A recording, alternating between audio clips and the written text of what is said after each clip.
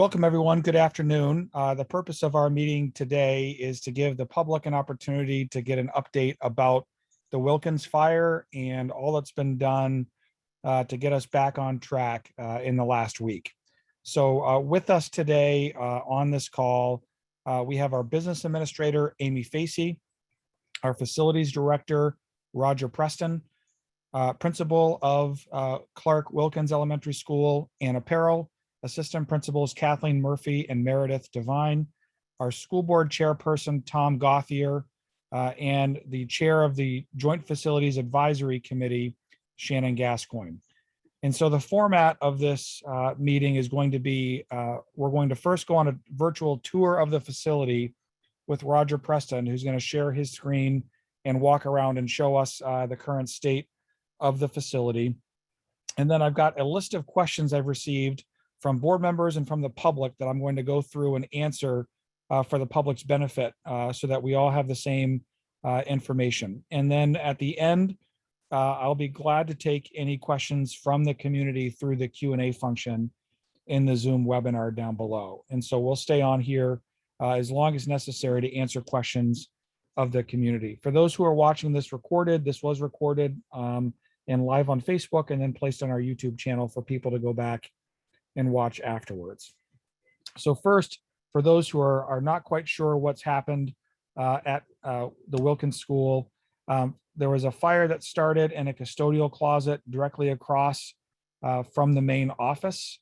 And the cause of that fire was determined to be a battery operated vacuum cleaner that was charging at the time and apparently had a thermal runaway and caught fire in the facility.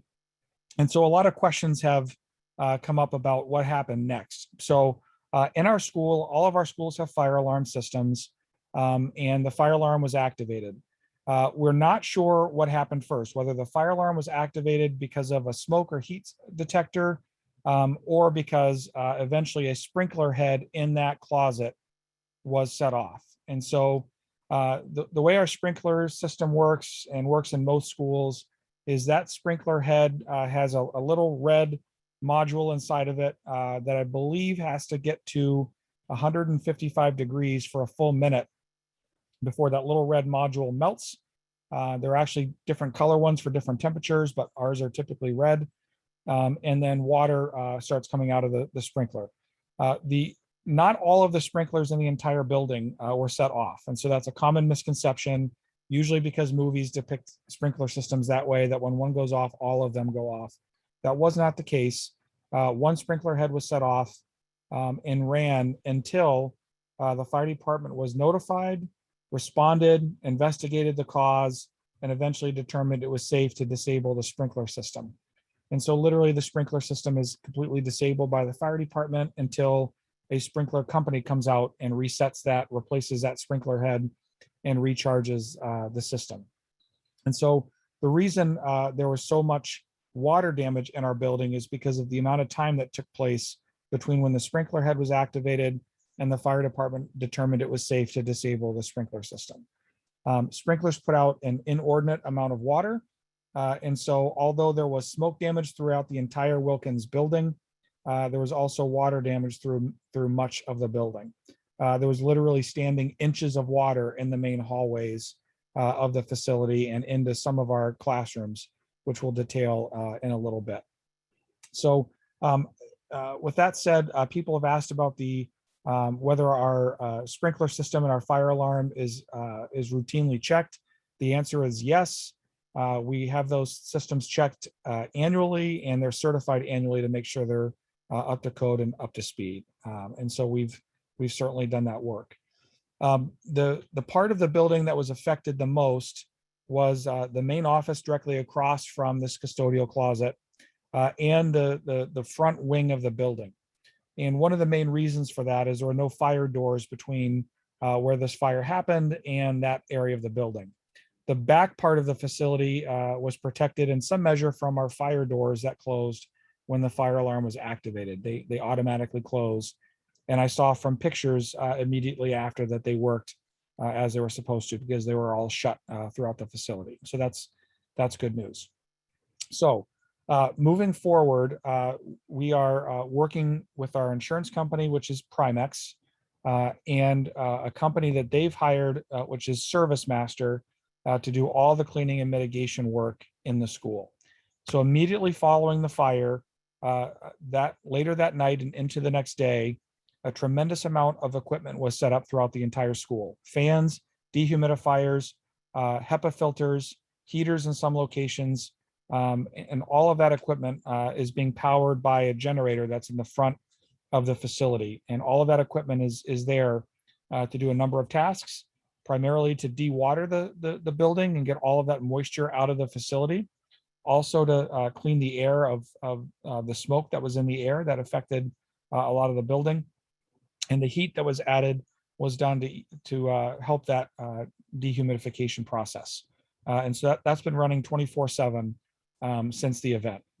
So at this point, Service Master has been on site every day, and they have a team of over 20 people that are working throughout the facility to do the cleaning and mitigation work in the facility.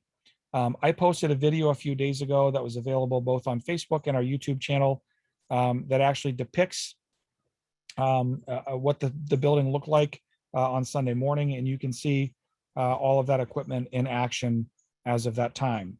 Already, even though it's only Tuesday, there's been some progress where some of the school has been turned back over to us, meaning that the work of Service Master is functionally complete there. And so I have a map I'll share that shows the status of the building at this time. You can see that the fire location is labeled right here down the main corridor of the building. If you're unfamiliar with the facility, this is the main entrance right here. And then around the corners where that fire occurred. The fire has mostly affected those areas front of this fire, these two sets of fire doors in the main corridor. And for that reason, the rooms in the back of the facility, which are largely third and fourth grade classrooms, have already been turned back over to us as of today. And then also some of the classrooms in the addition that was put on a few years ago, that again is through a set of fire doors, has been returned to us and is functionally just about back to normal. We are working through several issues still associated with the cleanup process, namely things like technology. So our laptops, many of which were on the floor, stacked up, ready for work to be done. Many of those will need to be replaced because they were water damaged. The good news about many of our computers is that they were off, so they were not cycling air through the computers and sucking all of that smoke and particulate matter into those computers where it becomes almost impossible to clean. And so a lot of our computers will be able to be salvaged, but that's a process that we're still in the process of determining with our insurance carrier. Books. So our library has several thousand books, as we all know. It was in the part of the facility that was impacted significantly by the smoke and the water. And we're working with our insurance carrier and with Service Master on that process of cleaning those books. At this time, it's too early to say whether they can all be salvaged or whether they will need to be replaced. But at this time, I'm hopeful that they will not all need to be replaced and that the work of cleaning them is being successful thus far. Also, throughout the facility, many of our teachers and faculty and staff have personal items throughout the building.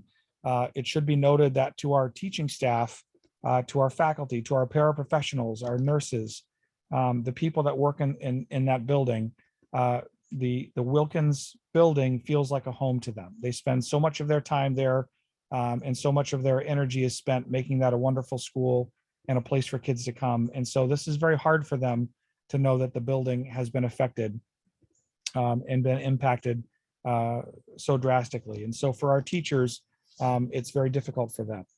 Most of them have personal items of to some extent in their classroom, whether it's pictures of their family, books they brought in from home, things they put on the walls, or even in some cases, some furniture that's been in the building. Our insurance doesn't cover those items being replaced. We're working through that again with insurance and the cleaning company to do what we can with those items. And so members of our community have reached out and said, how can we help? And the short answer to that is that there will likely be a need for some replacement of some personal items of our teaching staff at some point down the road. How much? It's too early to say that for sure, because we just don't know the extent of how many of those contents cannot be cleaned or cannot be salvaged in some way.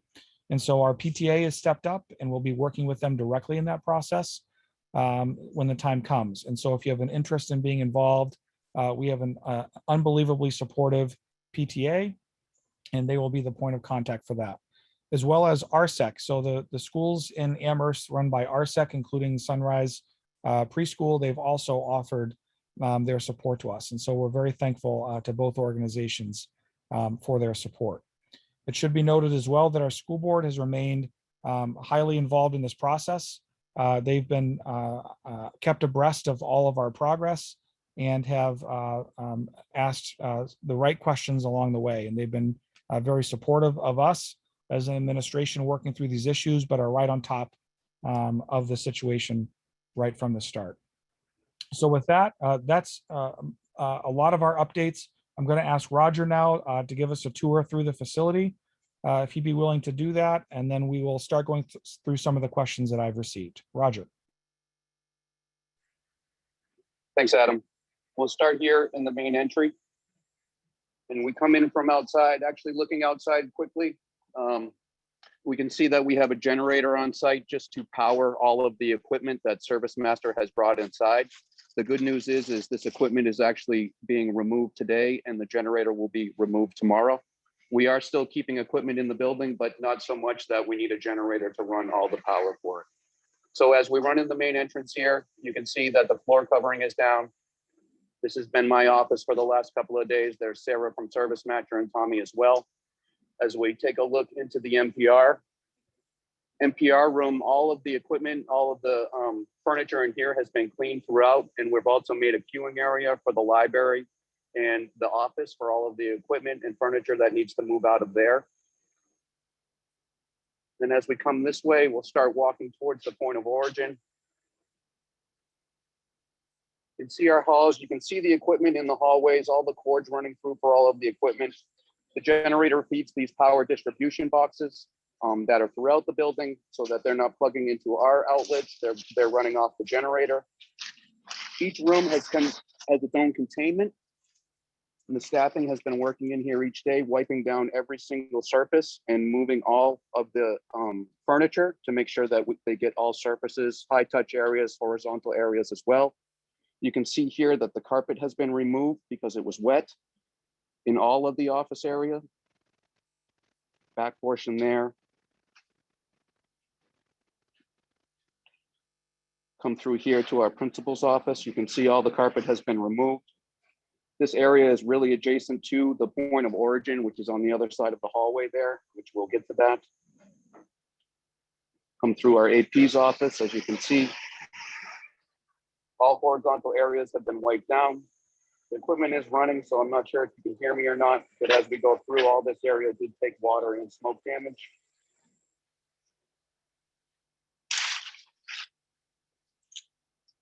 Going through the hallway here, you can see we have more floor covering.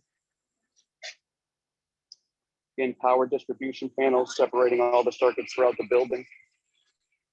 We go into here, the library media center area. You can see here, we've also removed all of the carpet in here as well.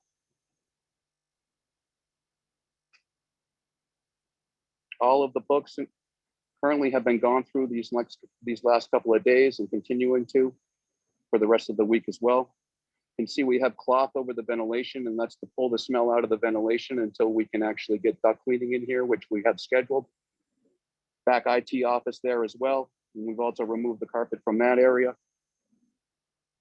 This office as well, as you can see, being cleaned in here, drying.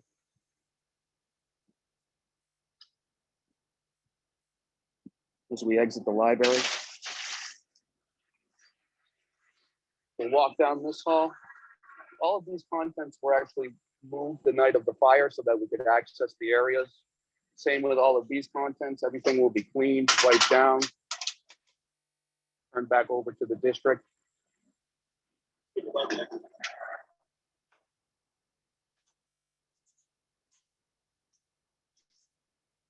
See the fire doors here that did shut as Adam was talking about earlier as well. We do have them open. These rooms are in containment because they're still in the process of being cleaned. Through that section, those are the 4 rooms that have been turned over to the district today. We're keeping everybody as far as service master out of those areas. Just district employees are allowed in there. We're continuing our custodial cleaning process, summer cleaning in those rooms so that we can get those turned back over as well. We'll continue down this way. As you can see, power distribution has no equipment plugged into it because they're slowly removing it from the building today, which means we're making progress, which is great. You see our hard workers here helping us out.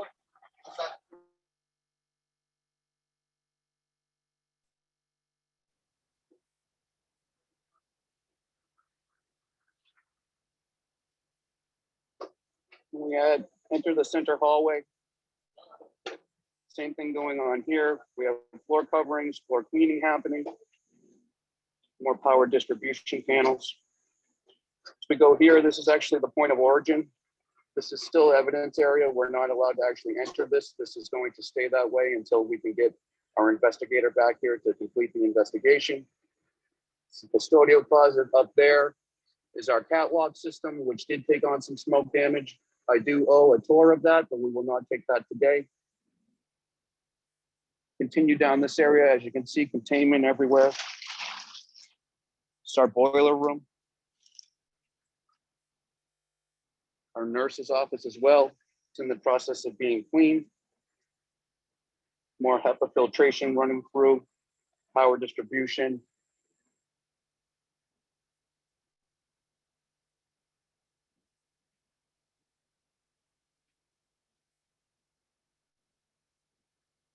Same thing with all of this furniture that's in the hallways here. It will be cleaned and put back into the classrooms.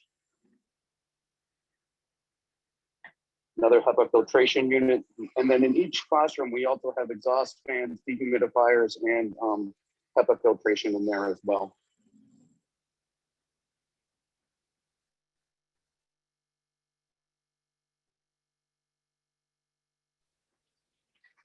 And then as we go to the back of the building, this has actually been turned back over to us today, along with those 4 other classrooms.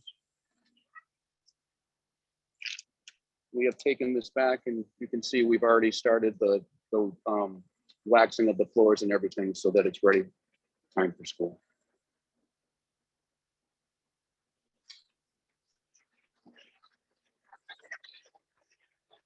And that's our tour of the facility. Roger, thank you so much for that.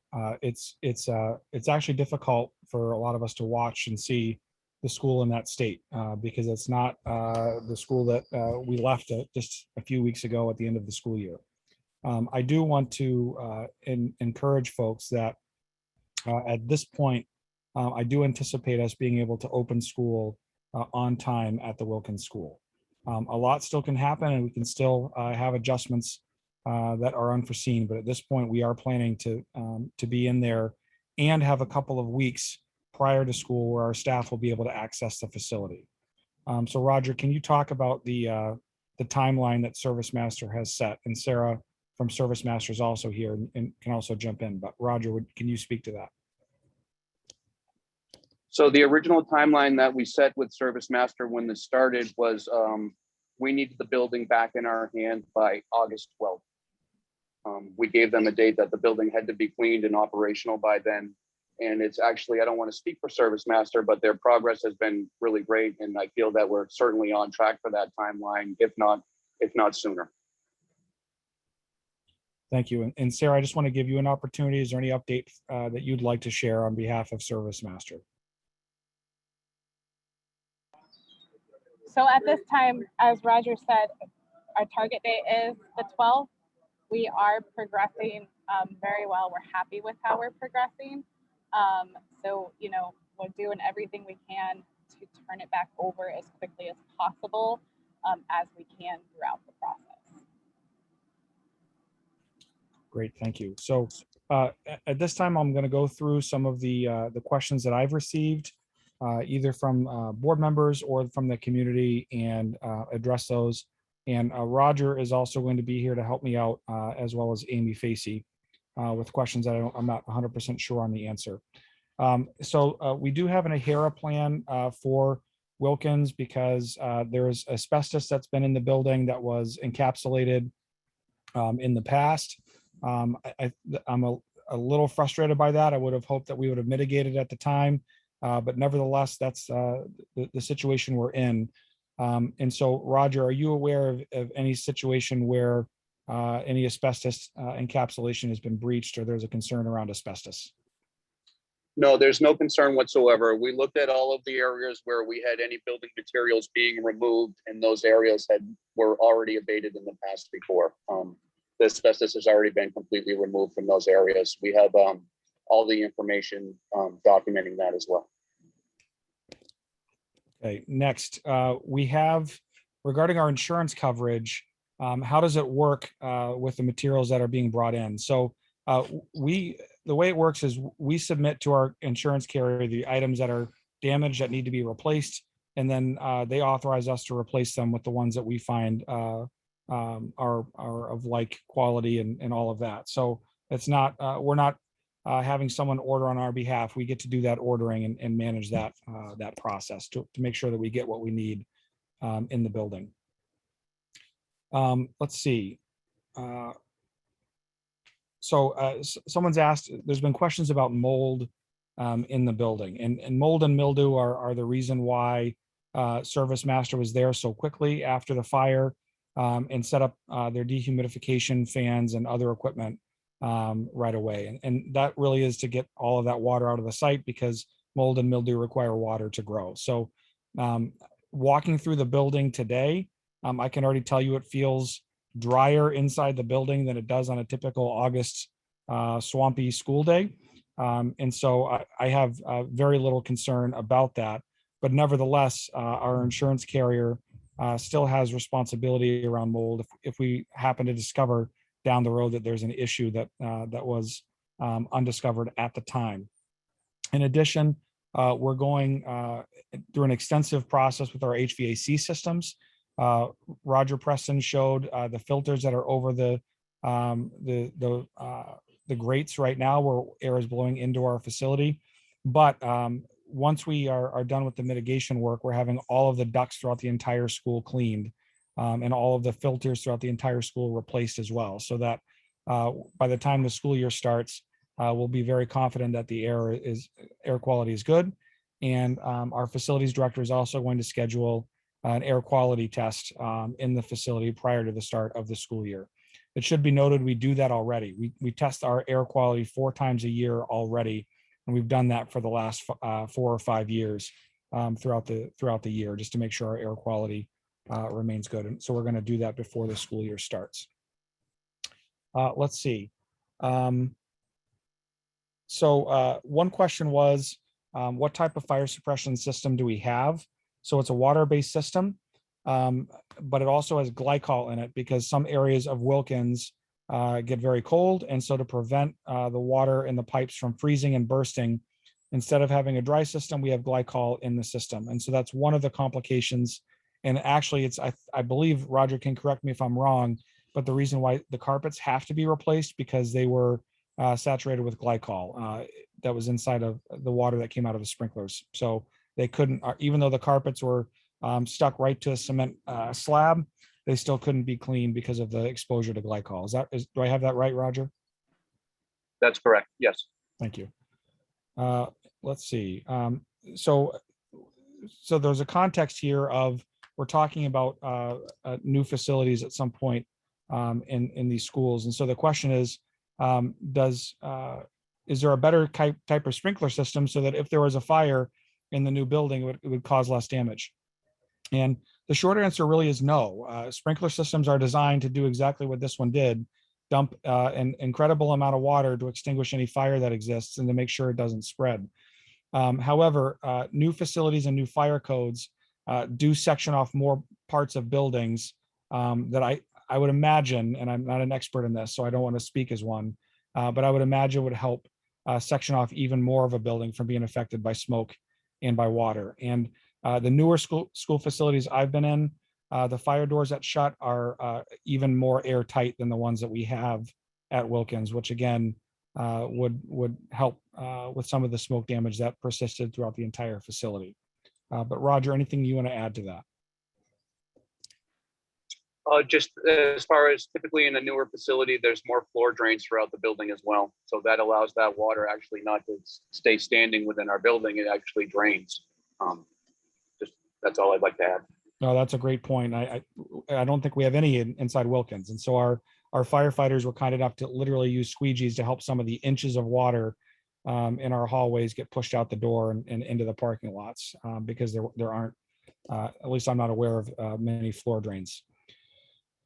And then, was there any structural damage to the facility? And not that we're aware of. Our school has pretty solid construction with cement slabs, VCT tile, and brick walls for the most part. And so the structure of the facility, I don't think was compromised at all.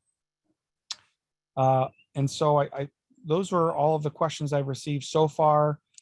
We had a faculty meeting earlier where we answered some questions for the faculty as well to let them address some of their concerns. So at this point, what I'd like to do first is ask the other panelists on this call. So Shannon Gascoigne as JFAC chair, Tom Gothier, school board chair, Amy Facey as business administrator, anybody else, if they have any questions, and then I'll try to answer those. And then I'll turn it over and go through the Q&A through the Zoom webinar here. So any questions from the group that's gathered today? Ms. Gascoigne. So the sprinkler reset and the parts of the building that have been turned back over, have those been reset? You mentioned that was something the fire department would do. Yeah, so the way it works is once the fire department disables the sprinkler system, later that night, we had someone there Thursday night from our fire protection company, and they replaced the sprinkler head, recharged the system, ensure it was in working order. And we weren't able to even access the facility until the fire department said it was back, the building was back online. So there can't be a gap of time where the building doesn't have its fire protection system in place. With the insurance replacement, replacing those items, is there typically, and you may not be prepared to answer this yet, is there typically a time frame on that? And my thinking here is more in line with, the possible future of a new building and how much are we replacing of this building if another building is coming? Yeah, great question. So almost everything that we're talking about either being cleaned and certainly being replaced is a piece of furniture or something that could be transferred to another building. The exception that I'm aware of right now are carpets. We install carpets once and don't move them. So that would be the exception. But and Roger or Amy, are there other things that you can think of that would be something that would affect this building only and not move to a potential new facility? I'm not aware of anything. We're looking at laptops that need to be replaced, and as you said, furniture. So it's really more along those lines. Roger, did you have anything that comes to mind? No, you guys got it. The only thing that I think that would stay with this building, like Adam mentioned, is just the carpeting. And my last question is because I want to give other people a chance, and apologize for hogging. The IT closet in the library, where servers impact, I know there's quite a bit of technology in there. Yeah, Roger, can you clarify? I don't believe any of our networking equipment or Okay. servers were impacted by water. Anna, Roger, anybody, can you guys clarify? None of the servers or networking equipment was impacted by the sprinklers. And the tiles in the multi-purpose room, was that room? So water actually didn't get into The the water? NPR. I Okay. believe it must be a little bit uphill from there. So actually no water made it into the NPR, which is good because we had a ton of stuff in there as well. So that actually was a good thing from this. Thank you, Shannon. Chairman Gothier. Yes, so my first question is, in terms of long-term checkbacks, mold, mildew, how frequently will the building be inspected to ensure that none of that stuff is coming in later, or that there are no long-term effects down the road that we're unaware of today or in the next couple of weeks? Yeah, so we're going to do a pretty thorough inspection before we accept the building back from the insurance company and service master. So it would be hard, we'd be hard pressed to have something come up that we didn't find during that process because it's going to be very thorough. And we're going to be looking up and above ceiling tiles and in walls, around walls, et cetera. But if there still was, if that was determined to be the case, then we would address it and we would work with Primex on remediation at that time. Next question, in terms of supplies, possessions, are we, first of all, are we concerned that timeline wise, you know, desks, chairs, things that need to be replaced, that we'll be able to get it because it's probably a pretty common request this time of year? And then, you know, when do we think we'll have an idea as to what actually needs to be replaced? And then an extensive collection of items that teachers have contributed to classrooms. When do we think that timeline will be finalized? Sure. I'm going to ask our business administrator, Amy Facey, if you could address those questions. Yeah, sure. So we are currently working to inventory all items that need to be replaced. We are paying special attention to the library, knowing that we need to make a determination whether all of the books in that area, as that was a heavily impacted area, will need to be replaced, or whether the cleaning and deodorizing process will work. So we're, I don't have an exact timeline right now, but we are working over the next several days and early into next week to make determinations on where we are so that we can get orders in as quickly as possible. We have done a review of the laptops, and our IT director is putting together an inventory list to get to Primex immediately so that we can get approval for that, as well as we are looking at doing an inventory list for furniture. So I know our principals are working on that, and we'll be getting those over to Primex really within days, I would say. And just thank you, Amy. Just a quick follow-up to my first question, Adam. If we find out that in 6 months there is mold somewhere in the building, would that necessitate a separate insurance claim? Would it be a continuation in the first one, or would that be something that we would have to analyze at the time if we want to pay it out of pocket? Yeah, it should be connected back. If it's clearly a result of this event, then it's the same. It is the same claim. There might be some difficulty with our carrier that would say, well, you accepted the building back. Why didn't you notice this at the time? We would have to demonstrate that it was unreasonable for us to have noticed it at the time we accepted the building. So it would not be fun to have that happen. So we're going to work hard to make sure it doesn't. I'll see if so other people can ask questions. And Tom, just to follow up with that, and Adam, we did have that conversation with directly with Primex, and they were understanding that there potentially could be items that would need to be addressed down the road. So we have started that conversation. Thank you. Other questions from this group? Ms. Gascoigne. The duct cleaning, has that already been scheduled, or? Yeah, I believe Roger's already scheduled it for after the August 12th turnover date. Is that right, Roger? After August 12th, before?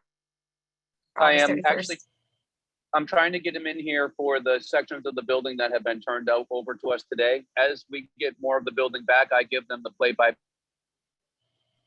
They're adjusting their schedule for us to get down here to go through the building. Chairman Gothier. I know August 31st is the start date. There are obviously teachers in the building before that, administrators as well. What contingencies are being worked on to have them working in a different location prior to that? Obviously, Clark School's an option, but more importantly, if something hits the fan and August 12th is not the final date and August 31st is in jeopardy, I assume those plans are being concocted at the same time as we're doing this. And if you've touched on them, I apologize. I just want to clarify. No, we haven't, and I almost don't want to speak them so that they don't become reality. We can just avoid even going there. But no, the reality is if our school is unavailable, and which, by the way, two things that we're extremely thankful for. Number one, no one was injured when this happened. But the second is that this happened in the summertime. If this had happened during the school year, we would have to do what I'm about to describe next, which is if the school year is delayed. The good and bad of these past 18 months is we've learned how to be remote instructors. And we would not want to do that, but there is no other real option for our students to house the 700 or so students at the Wilkins school. So if our schools are delayed for any reason, and again, at this point, I really don't think that's a possibility. But if it was, then we would shift to a remote modality for the time being. Thank you. Okay, there's one question in the Q&A. Other members of the community, there's a number that are on right now. Feel free to add to the Q&A down below, and we'll address those. But the one question that's there now is what planned work by the facilities team, administration, and board is being postponed due to the massive effort required to handle this unexpected event, and will any of that affect spending that was budgeted? To answer that question, there's really not much that we're putting off because of this. This has been an all hands on deck situation. We had to send some people home at one point because they had gone on for a crazy amount of time on a row right after this happened. I'm not going to name them, Roger, Preston, but we've just had an all hands on deck mentality, and so our three administrators, Anna, Meredith, and Kathleen, have not slowed down, and the work has continued this summer. We had a leadership retreat this week, and we've done several other things. We just left a reopening task force meeting an hour ago. So we're not going to put our work off because of this. And although it is unexpected, it's just part of life there. So will the sample size for routine indoor air quality checks at Wilkins be expanded to include a larger number of classrooms than what might be typically tested during a routine sampling? And so the answer to that is yes. What we normally do in situations like this is we'll do a sample throughout the facility as we normally do. And if there's anything at all that looks like it could even remotely be a concern, we would expand that. But even for this case, Roger is planning to test at least double the number of classrooms that we normally do for an indoor air quality test. So the answer to that is yes. And if anything is uncovered, we'll deal with it. I will share that my prediction is with all the filtering of air that's been going on inside that facility, our air quality is probably going to be better than it really has been in a long time in that school. So thank you for that question. I see no further questions coming in from the community. And so as we head towards the end here, I'm going to ask Principal Peril if you have anything you want to add as principal for the community, and then our school board chair, I'm going to ask if you have a message from the board that you'd like to share. So Principal Peril. Sure. First, thank you to the fire department and everybody for their fast action and really taking care of the building. Sarah and to her team, and Roger, who's just been relentless. Also thank you to everybody that we were able to move our Title I and ESY programs out of the building. So all those teachers and other administrators that were able to have that happen. And again, to Roger's team that went over to Clark and got all the classrooms ready. I would say to the parents, as Adam said, we are always highly optimistic and always keep the kids on the forefront of everything. So we will be looking forward to seeing them soon.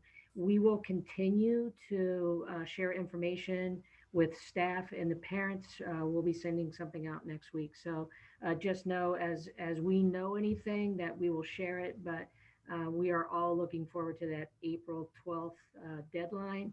And we are still continuing the work outside of Wilkins to get everything up and ready for the students and for the start of the school year. Thank you. And before I turn to Chairman Gother, a question just came in. I'll answer, and then I'll call it for the Q&A. But do we expect the full cost to be covered through insurance?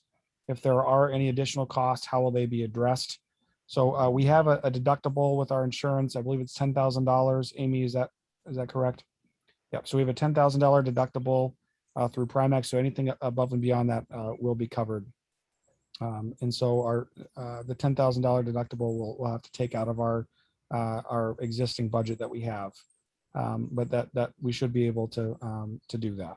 So, and then, as I mentioned at the start, for any items that are personal items that are not covered by insurance, we are going to coordinate with our PTA who have offered their services and doing whatever fundraising or support of our teachers directly for their personal items that were damaged and can't be replaced. So, anything to add to that, Amy? Okay. So with that, Chairman Gothier. I did have one quick follow-up question to what you just mentioned, Adam. The $10,000 deductible, will that come out of the unexpended fund balance, the $300,000 that the board allowed the administration to spend, or is that going to come out of the FY22 budget that we'll see the results of at the end of the year? Yeah, so because we work on a modified accrual basis of accounting, that $10,000 expenditure has to come out of the fiscal 22 budget, which is the new budget. It simply can't be taken out of the, I'd like to, but we cannot. Okay, so the only other thing I wanted to add, and I failed to mention it before, but speaking on behalf of the board, I think I can go out on a limb and say this, that we do appreciate the efforts of the entire administration, from Adam on down to the principals, Amy and Roger as well. I know Roger's been living in that building, probably spent as much time there as he did in elementary school. So I appreciate the efforts that those guys have made, that entire staff, and the communication they've had with the board. We have been talking with Adam and have been included in every deliberation and in most conversations since last Thursday night, when I was on a call with the administration just to hear what was going on and get those initial feedback before Adam even had a chance to get into the building. So we appreciate that. And as we get more information, we'll continue to ask questions, and we'll continue to make sure that we try to keep the public and everybody as informed as we can. And I would encourage everybody to continue to follow Adam's video updates on social media. They've been very thorough, and they've been very frequent to get a lot of good information so far. So on behalf of the entire board, thank you for that. I know it's tough to do this in the summer, but certainly I think we're all appreciative that it didn't happen during the school year. Indeed. Thank you, Mr. Gothier. So with that, thank you all for tuning in. Thank you to all of our panelists who joined in and helped out. And we'll have a great evening, and we'll talk to you soon. Take care.